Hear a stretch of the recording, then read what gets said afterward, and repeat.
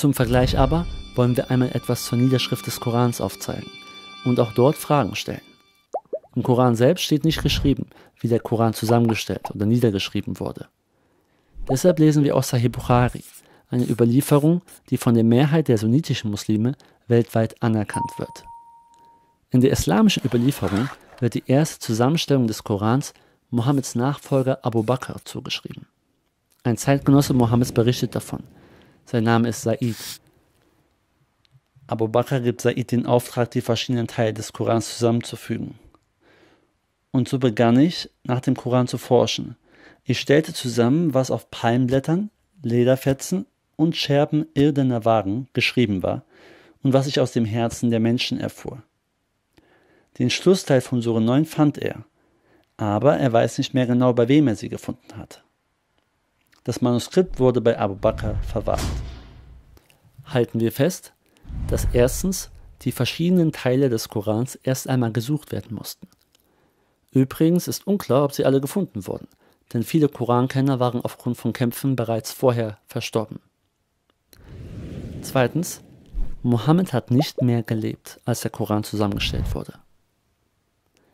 Islamwissenschaftler gehen davon aus, dass der Koran nicht durch Abu Bakr, sondern erst später durch Uthman zusammengestellt wurde.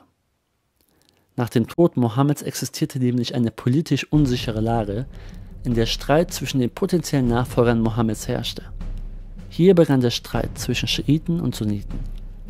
Aus Furcht davor, dass verschiedene Koranversionen zu Konflikten in der islamischen Gemeinschaft führen könnten, sammelte der dritte Kalif Uthman Koranmaterial aus verschiedenen Teilen des Landes.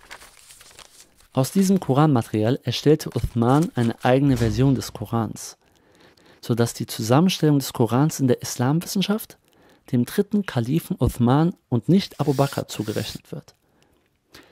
Die eingesammelten Handschriften des Korans ließ Uthman verbrennen. Die Fragen, die an die Evangelien gestellt werden, kann man jetzt auch hier stellen. Erstens, wurden vielleicht die richtigen Koranversionen nicht von der islamischen Gemeinschaft übernommen?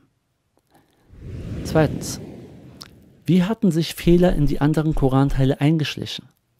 Hatten einige Muslime Texte vergessen oder absichtlich Texte verändert? Drittens, wer garantiert, dass gerade Uthman die richtige Koranversion hatte? Sollte nicht von dem Koran nach Uthman gesprochen werden, anstatt nur vom Koran?